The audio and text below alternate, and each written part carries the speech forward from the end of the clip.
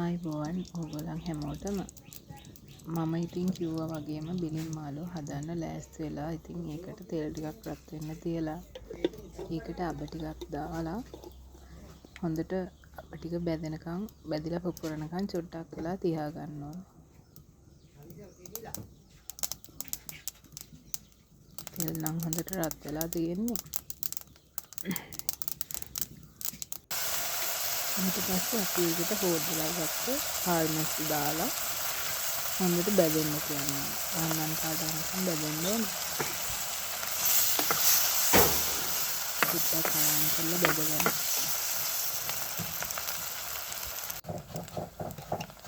ඒකටම අපි කහ චුට්ටකුත් දාගමු.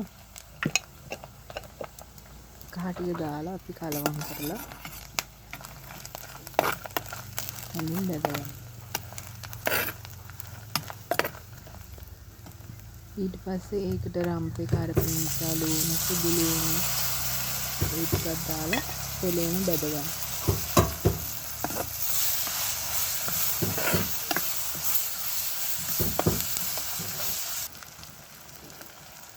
ඒ ටිකක් ගන්නවා පාට වෙලා බැදීගෙන එනකොට 3-5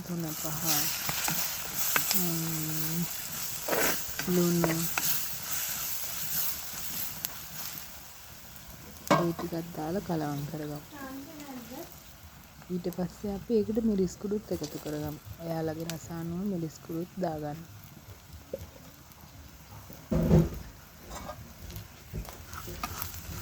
ඒකත් අපි තෙලේ චුට්ටක් වෙලා බැදගමු.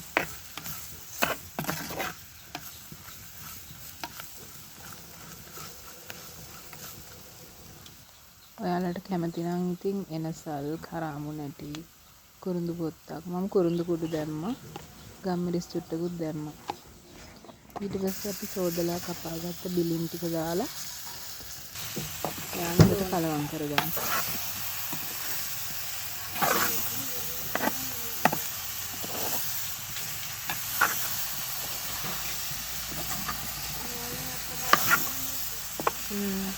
මේකට වතුර අවශ්‍ය නැහැ. මොකද බිලින් වල වතුර තියෙනවා.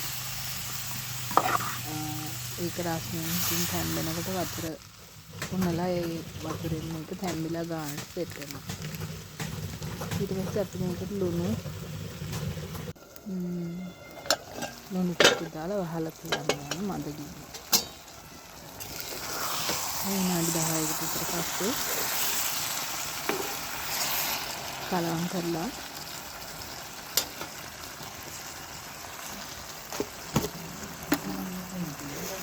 චුට්ටක් වහලා තියෙනවා. ඊට පස්සේ සීනි චුට්ටක් ඔයාලගේ රස අනුව සීනි දානවා නම් දාන්න. දාලා වහලා තියෙනවා.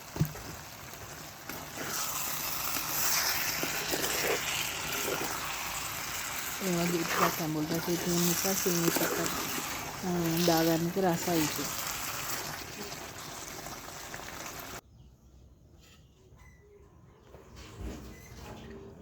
දැන් අපේ බිලින් මාළුව හදලා ඉවරයි. මේ තියෙන ෆයිනල් ලුක් එක. ඔයාලත් ඉතින් හදලා බලන්න. සුදු කැකුළු බත් ටිකක් එක්ක බිලින් මාළුත් කන්න පුළුවන්. ඒ දෙක නම් හරිම රසයි. එහෙනම් ගිහින් එන්නම්. සුබ දවසක්.